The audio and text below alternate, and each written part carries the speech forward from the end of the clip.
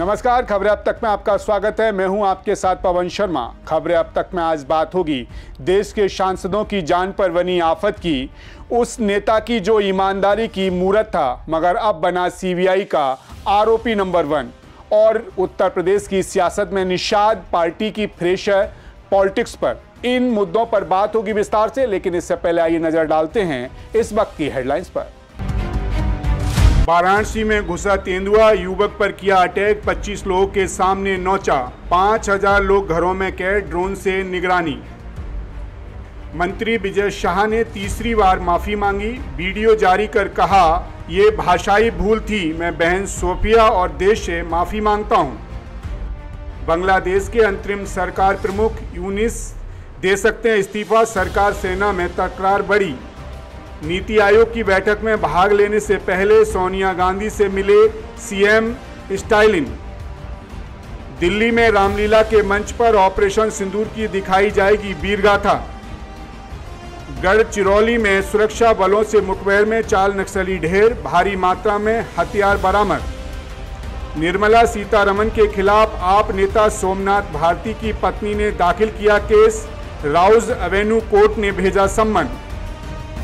BSF के अलंकरण समारोह में बोले अमित शाह, 100 किलोमीटर घुसकर पाकिस्तानी सेना को सबक सिखाया। आईएमएफ बोला पाकिस्तान ने शर्तें पूरी की इसीलिए लोन दिया था, भारत ने कहा था पैकेज का इस्तेमाल आतंक में होगा, आईएमएफ ने नहीं माना। शेयर बाजार में मजबूती वापस लौटी, सेंसेक्स 770 अंक चढ़ा, निफ्टी 24,800 के पार पहुंचा। हेडलाइंस के बाद एक बार फिर आपका स्वागत है। रुख करेंगे आज की खास खबर की तरफ। ऑपरेशन सिंदूर के बाद भारत सरकार ने अपने प्रतिनिधिमंडल को ये बड़ी जिम्मेदारी सौंपी है कि वह इस ऐतिहासिक ऑपरेशन की पूरी दुनिया में गूंज फैलाएं और भारतीय सेना के अदम्य पराक्रम का डंका बजाएं। इस प्रतिनिधिमंडल में विपक्ष के भी कई बड़े सांसद शामिल हैं, लेकिन इसी दौरान अचानक देश के सांसदों की जान पर भी संकट मंडराने लगा है, पर शुक्र है वे बाल बाल बच गए। जी हां, कहीं सांसदों को फ्लाइट के भीषण टर्बुलेंस में मौत की दस्तक सुनाई पड़ी, तो कहीं प्रतिनिधिमंडल को रूस के मॉस्को एयरपोर्ट पर ड्रोन हमले की भयंकर आफत से बच निकले। हम ऐसा क्यों कह रहे हैं, चलिए वो भी आपको बता देते हैं। दिल्ली से श्रीनगर जा रही इंडिगो की फ्लाइट 21 मई को अचानक खराब मौसम की वजह से भीषण टर्बुलेंस की चपेट में आ गई। आफत इस कदर आई कि इस बीच पायलट ने पाकिस्तान से अपने एयर स्पेस का इस्तेमाल करने की अनुमति मांगी, मगर पाकिस्तान ने न केवल मना कर दिया बल्कि जान पूछकर मदद करने से इनकार कर दिया। नतीजा ये हुआ कि फ्लाइट को खतरे भरे रूट से ही आगे बढ़ना पड़ा। कुछ ही देर बाद फ्लाइट जोर जोर से हिलने लगी और 227 यात्री घबरा कर चीखने लगे। देखिए ये वीडियो।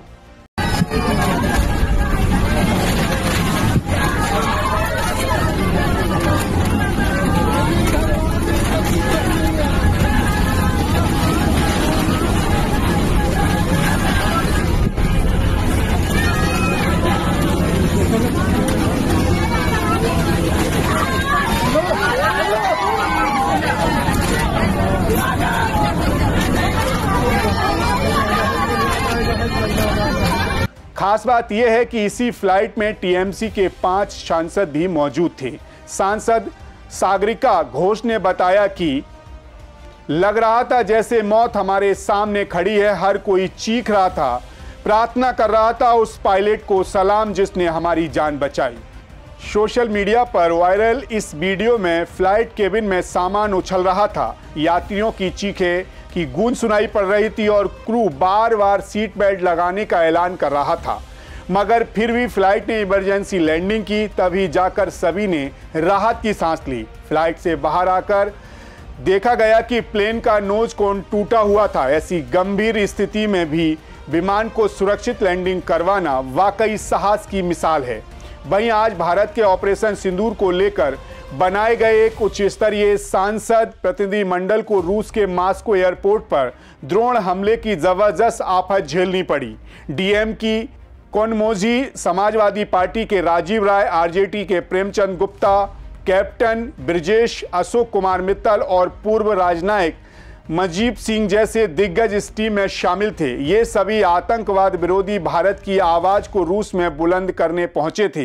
लेकिन जब इनका विमान मॉस्को में एयरपोर्ट पर लैंडिंग के लिए उतर रहा था, यूक्रेन की तरफ से मॉस्को पर ड्रोन से हमला किया गया। एयरपोर्ट की सुरक्षा व्यवस्था ध्वस्त हो गई, अफरा तफरी मच गई और यातायात ठप हो गया। इस हमले में अगर वक्त रहते बचाव न होता तो बड़े हादसे का कारण बन सकता था। इन दोनों घटनाओं में देश के सांसदों की जान पर सचमुच भारी संकट आ गया। वहीं पाकिस्तान की एक और नापाक हरकत भी उजागर हो गई। जब इंडिगो फ्लाइट अमृतसर के ऊपर से गुजर रही थी, पायलट ने खराब मौसम से बचने के लिए पाकिस्तान के एयर स्पेस में घुसने की अनुमति मांगी, लेकिन लाहौर एयर ट्रैफिक कंट्रोल ने बेरहमी से मना कर दिया। इसका मतलब साफ है, इंसानियत के नाम पर भी पाकिस्तान ने मदद से साफ इनकार किया। 227 लोगों की जान पर खेल हुआ, लेकिन पाकिस्तान ने एक बार फिर अपने नापाक इरादे साबित कर दिए। फिलहाल इसी के साथ खबरें अब तक में रुख करेंगे अगली रिपोर्ट की तरफ। जो कवि था ईमानदारी का मसीहा, वो अब बन गया सीबीआई का आरोपी नंबर 1, जिसने एक समय देश को बचाने के लिए कहा, मुझे 300 करोड़ की रिश्वत का ऑफर मिला था मगर मैंने नहीं ली। आज वही शख्स 2200 करोड़ के घोटाले में चार्जशीट हुआ है। नाम है सत्यपाल मलिक, जम्मू कश्मीर के पूर्व गवर्नर। चेहरा वो खुद को सिस्टम से लड़ने वाला अकेला योद्धा कहते थे, मगर सीबीआई की चार्जशीट ने जैसे ही उनकी खुद की कहानी को ही पलट दिया और हाइड्रो पावर प्रोजेक्ट में उनके खिलाफ केस दर्ज हुआ। 3 साल की गहन जांच के बाद अब सीबीआई ने मलिक समेत 5 अन्य लोगों को भ्रष्टाचार के आरोप में घेरा है। ये मामला सिर्फ एक घोटाले का नहीं, राजनीति, शक्ति और साख की जंग का बन चुका है। ये मामला शुरू हुआ 2019 में, जब Kiru hydro electric power project का सिविल वर्क एक निजी कंपनी को सौंपा गया।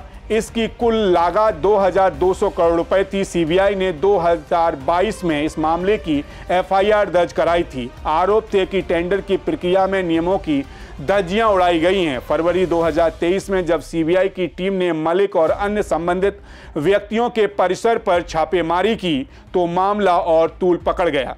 ये सिर्फ एक पावर प्रोजेक्ट नहीं, जम्मू कश्मीर की ऊर्जा आत्मनिर्भरता का सपना था। चिनाब नदी पर बन रहा ये project Chenab valley power project private limited द्वारा बनाया जा रहा था। इसका उद्देश्य था राज्य को बिजली संकट से निकाला जाए और आर्थिक विकास को गति देना। लेकिन अब ये परियोजना भ्रष्टाचार की भेंट चढ़ती दिख रही है। 23 अगस्त 2018 से 30 अक्टूबर 2019 तक राज्यपाल रहे। मलिक ने दावा किया था कि उन्हें 2 अहम फाइलों के लिए 300 करोड़ रुपए की रिश्वत ऑफर की गई थी। उन्होंने कहा था, मैंने दोनों ऑफर ठुकरा दिए थे क्योंकि मैं ईमानदार हूं। लेकिन सीबीआई की चार्जशीट ने अब उनकी ही साख पर सवाल खड़े कर दिए। सवाल ये है कि क्या वो वाकई ईमानदारी का झंडा उठाए थे या फिर पर्दे के पीछे कुछ और ही खेल चल रहा था। वहीं अब इस पूरे मामले में एक नया मोड़ यह है कि सत्यपाल मलिक पर जब ये आरोप लगा तब वो अस्पताल में गंभीर स्थिति में एडमिट हैं। सीबीआई की रेड के बाद मलिक ने एक भावुक बयान जारी किया था। लिखा था कि सीबीआई को मेरे यहाँ कुछ नहीं मिलेगा, सिर्फ 4-5 कुर्ते और पजामे होंगे। तानाशाह मुझे डराने की कोशिश कर रहा है। मैं किसान का बेटा हूँ, ना डरूंगा ना झुकूंगा। इसी के साथ एक एक्स पर पोस्ट तस्वीर के साथ लिखा कि मैं 11 मई से राम मनोहर लोहिया अस्पताल में भर्ती हूं। संक्रमण की शिकायत के चलते अस्पताल में भर्ती किया गया था।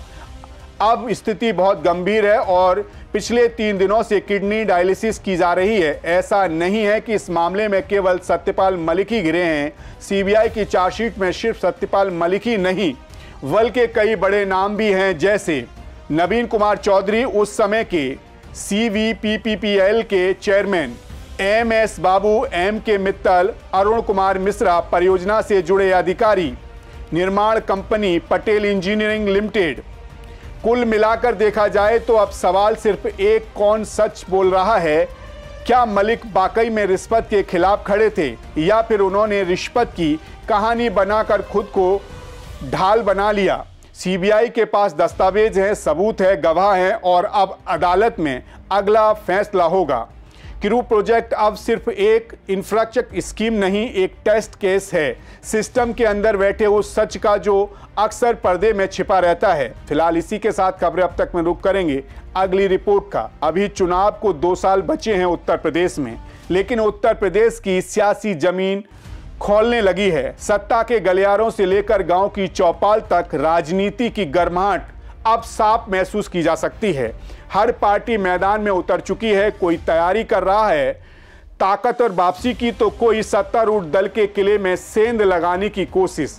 जैसे बीजेपी अपने विधायकों के कामकाज का ऑडिट करवा रही है, समाजवादी पार्टी कार्यकर्ताओं को फिर से चौक चौराहों पर भेज रही है, कांग्रेस सीटों पर दावा ठोकने लगी है और बसपा में आकाश आनंद की एंट्री ने फिर कुछ हिलने लगा है।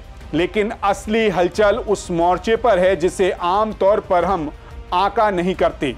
सहयोगी दलों का गुस्सा और महत्वाकांक्षा। उत्तर प्रदेश में मंत्री और निषाद पार्टी के मुखिया संजय निषाद की सियासत अब सिर्फ सहारनपुर से सोनभद्र तक की संविधान यात्रा नहीं, ये एक शक्ति प्रदर्शन है, सियासी संदेश है और साफ चेतावनी भी।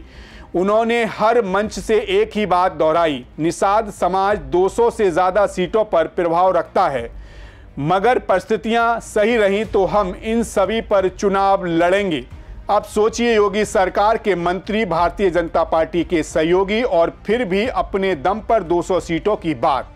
ये महज आकांक्षा नहीं, सीधी दबाव की रणनीति है। जब सहयोगी बोले विभीषणों से बचो तो संदेश गहरा होता है। ये किसी सामान्य सहयोगी की टिप्पणी नहीं, ये घोषणा थी, हम सिर्फ सहायक नहीं समीकरण तय करने वाले हैं। ऐसे में सवाल उठता है कि क्या भारतीय जनता पार्टी को खुलकर चेतावनी दे रहे हैं संजय निषाद? 2024 के लोकसभा चुनाव में भी उन्होंने भारतीय जनता पार्टी से टिकट की मांग की थी, मगर नहीं मिला। अब निषाद पार्टी चाहती है कि 2027 में उन्हें सिर्फ प्रतीकात्मक साथ नहीं, वास्तविक हिस्सेदारी भी चाहिए, और यदि नहीं दी गई तो वे खुद के दम पर चुनावी मैदान में उतरने को तैयार हैं। लेकिन ये चेतावनी भारतीय जनता पार्टी के लिए कितना खतरनाक साबित होती है, ये समझने की जरूरत है। दरअसल 403 विधानसभा सीटों वाले उत्तर प्रदेश में निषाद पार्टी के पास अभी सिर्फ 5 विधायक हैं, लेकिन संजय निषाद का दावा 200 सीटों का है और दावा भी सिर्फ हवा में नहीं, जातीय आधार पर गढ़ा गया है। अगर भारतीय जनता पार्टी उनकी मांगें नहीं मानी और निषाद पार्टी अलग चुनाव लड़ी तो बीजेपी के वोट बैंक में सीधा सेंध लग सकता है। कुल मिलाकर संजय निषाद धीरे धीरे साइलेंट पार्टनर से शर्तों वाला सहयोगी बनते नजर आ रहे हैं। उनकी संविधान यात्रा महज जनजागरण नहीं, राजनीति क्षेत्र विस्तार की गुप्त योजना है। उत्तर प्रदेश की राजनीति अब सिर्फ सत्ता की नहीं, हिस्सेदारी और हैसियत की है लड़ाई बन चुकी है। सहयोगी दल अब सिर झुकाकर चलने वाले साझेदार नहीं, शर्तों के साथ खड़े राजनीतिक खिलाड़ी हैं। निषाद पार्टी की बढ़ती आवाज और संजय निषाद की राजनीतिक आक्रामकता इस बात का साफ संदेश है कि 2027 का चुनाव सिर्फ चेहरे और नारों पे नहीं, बल्कि गठबंधनों की गहराई और सामाजिक हिस्सेदारी पर तय होगा। असली सवाल यह है कि चुनाव में कौन किसके साथ रहेगा या नहीं, बल्कि कौन किसकी शर्तों पर चलेगा, ये देखने वाली बात होगी। फिलहाल ये तो थी खबरें अब तक की आज की खास खबरों की खास रिपोर्ट, लेकिन जाते जाते एक और बात आपसे जरूर करेंगे। भारत में कोरोना की दस्तक एक बार फिर दरवाजे पर है, सीधे चेतावनी की घंटी बनकर गूंज रही है।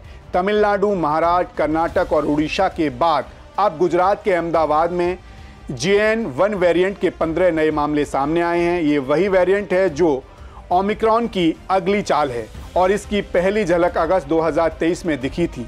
विशेषज्ञ कह रहे हैं अभी घबराने की आवश्यकता नहीं है, लेकिन ये मत भूलिए कि लापरवाही इस तबाही की वजह बनी थी जिसे देश ने पिछले वर्षों में झेला है। कोरोना नया नहीं, बस छुपकर फिर से वार कर रहा है। इस बार गलती की गुंजाइश नहीं है, क्योंकि खतरा छोटा हो या बड़ा, जरा सी ढील फिर भारी पड़ सकती है।